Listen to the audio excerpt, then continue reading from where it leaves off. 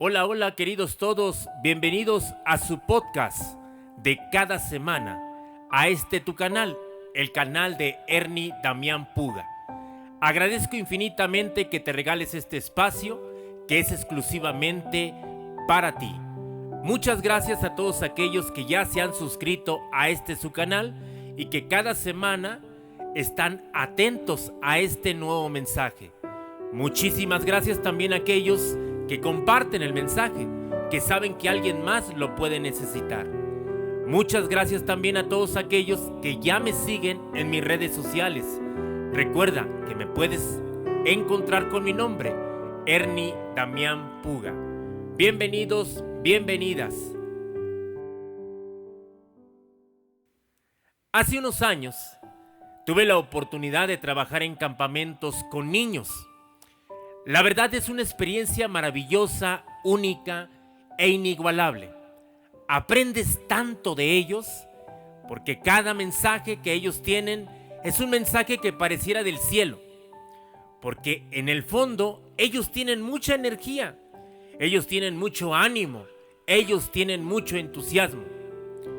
Los niños y las niñas a través del tiempo nos van a enseñar muchas cosas. Pero dentro de los campamentos también aprendí algo que muchos papás me preguntaban: Ernie, ¿y cómo es o cómo le debo de hacer para la crianza con mi hijo? Y es que, querido y querida, hay preguntas que a lo largo del camino nos hemos hecho y muchas de ellas las hemos podido contestar. Algunas con una sabiduría profunda y otras aprendiendo a través del error.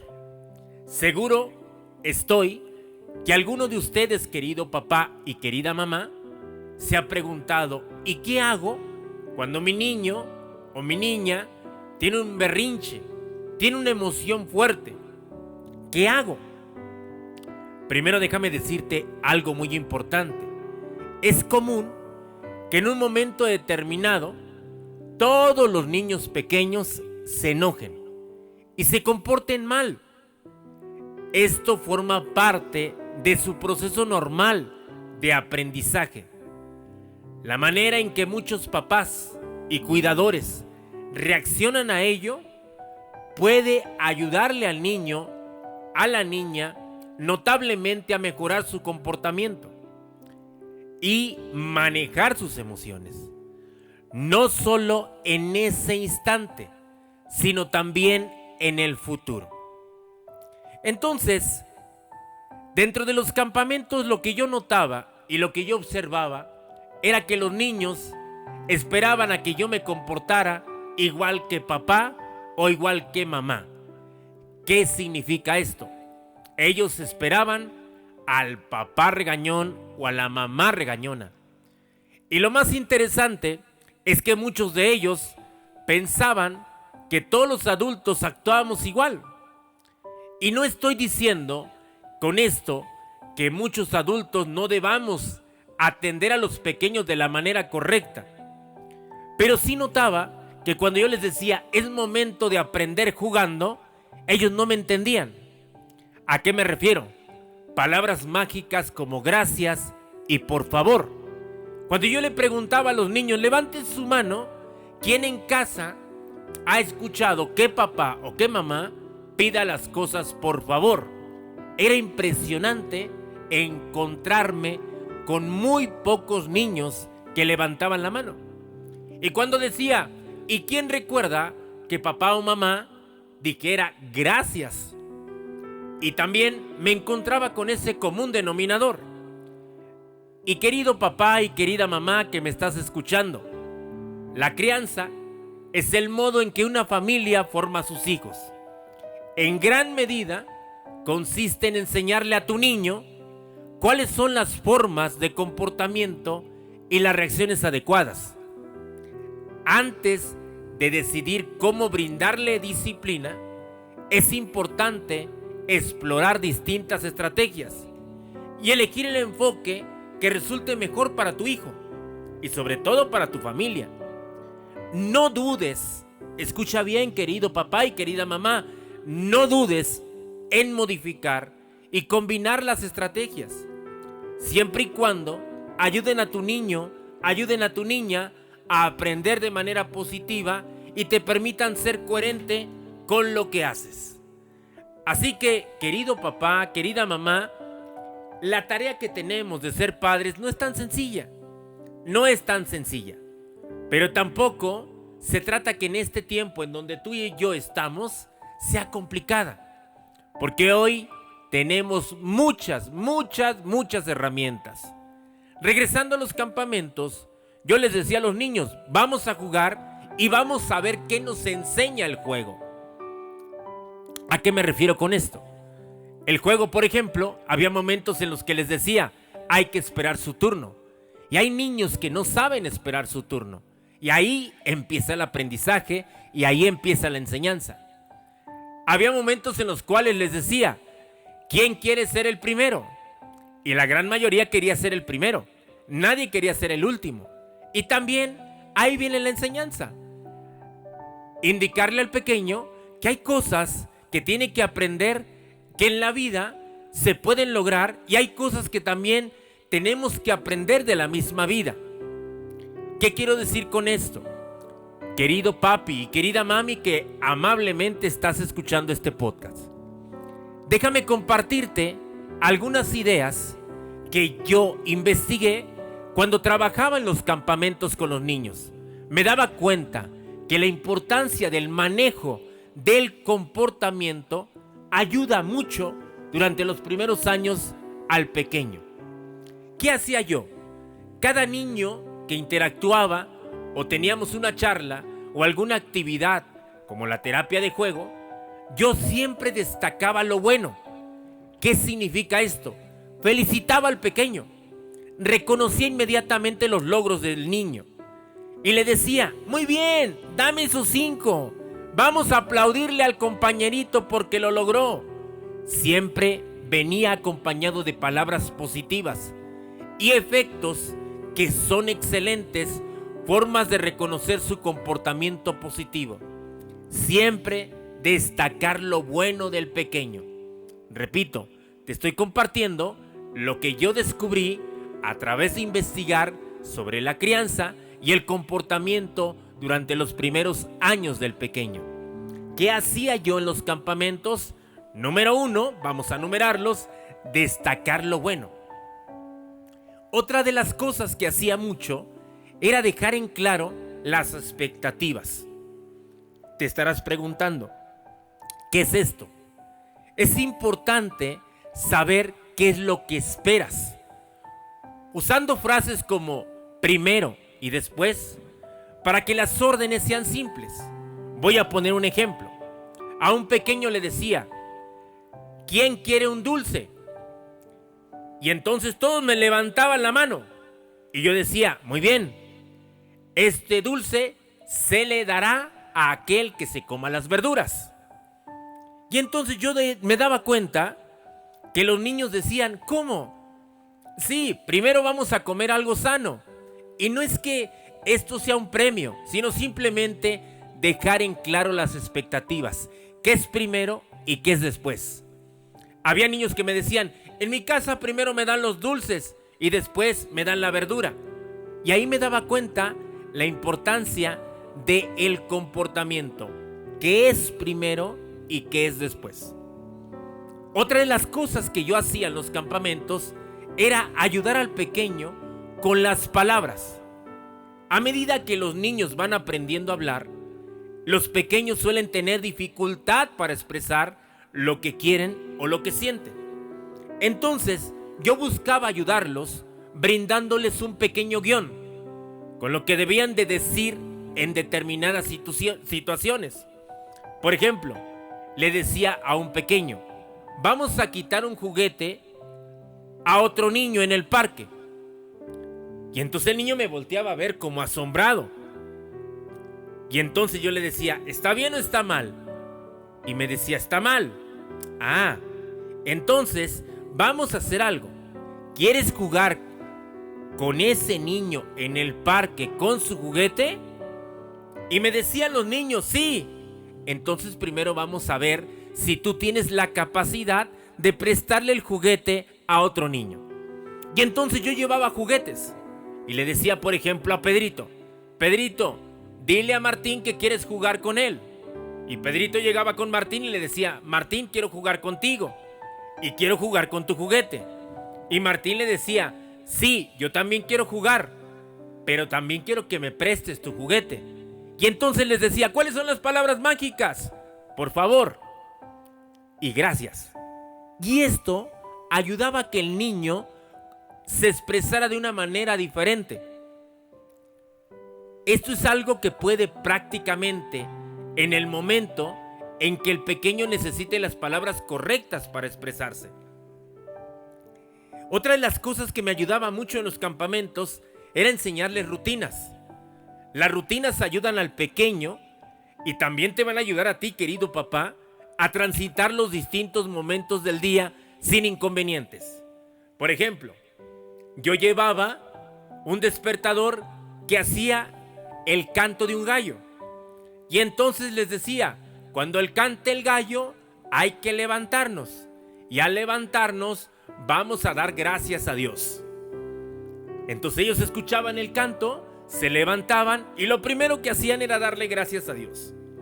Enseguida les decía yo a los pequeños: ahora toca asear nuestro cuerpo. Y cada niño iba y se lavaba los dientes, se lavaba la carita, y en ese momento ya el niño entendía que eso era una rutina. Yo tenía a los pequeños durante 2 días. Y entonces esas pequeñas rutinas les ayudaban a ellos a entender cómo funcionaba o de qué manera iba a funcionar todo lo que hacíamos en el campamento. Otra de las cosas que yo hacía era darles el tiempo. A menudo muchos papás esperan que el niño pequeño actúe o responda al instante. Sin embargo, hay que entender que el pequeño necesita tiempo para procesar y tiempo para entender. Y más aún, para hacer lo que se le pide. Había momentos en los que yo daba una orden y me daba cuenta que había niños que me la captaban rapidísimo. Y entonces yo en mi cabecita contaba mentalmente del 1 al 10 antes de volver a repetir la orden, porque le daba el espacio y el tiempo a que el niño procesara e interpretara, y de esta manera me pudiera entender. Ante situaciones que estaban afuera de mi alcance, yo siempre les decía a los niños: siempre hay que mantener la calma. ¿Y cómo les decía mantener la calma? El que le decía cómo mantener la calma tenía que tener su voz calmado. Y no solo calmado, sino constante. Querido papá, querida mamá, si te enojas, es muy importante que entendamos que la doctora Virginia Satir dice que los niños leen lo que la familia hace. Y entonces el niño se convierte en un imitador. No le pidas algo que tú no haces. Otra de las cosas que hacía en el campamento era invitarlos a mantener el contacto visual. ¿Qué quiere decir esto? Yo lo miraba a los ojos y le decía: mírame a los ojos ahorita que te estoy diciendo esto. Es decir, una orden. Y al momento que le decía algo, yo les mostraba cómo debe de comportarse.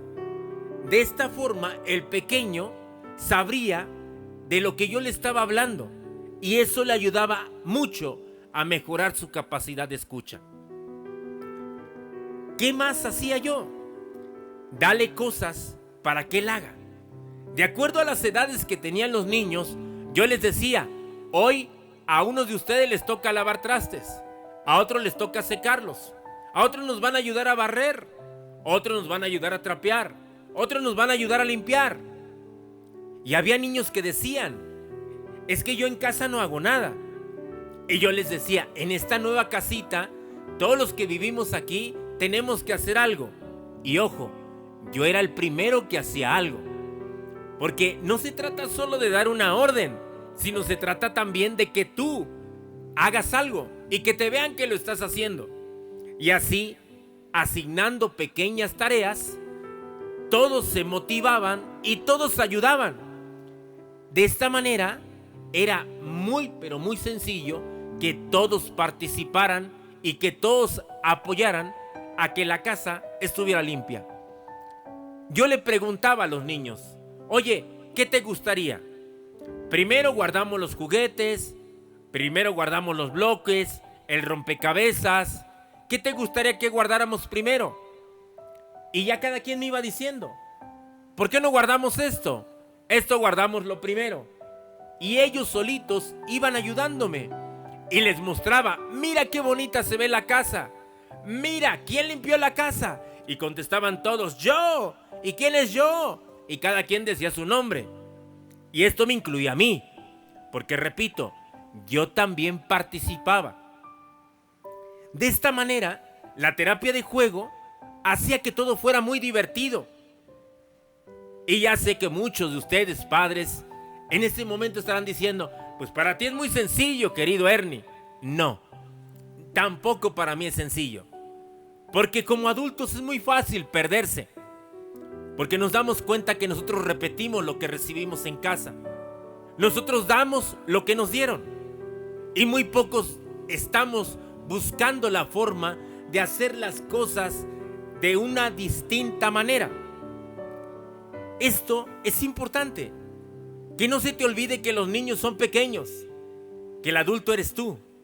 Que no se te olvide que si tú no disfrutas la vida, tu niño tampoco va a disfrutarla.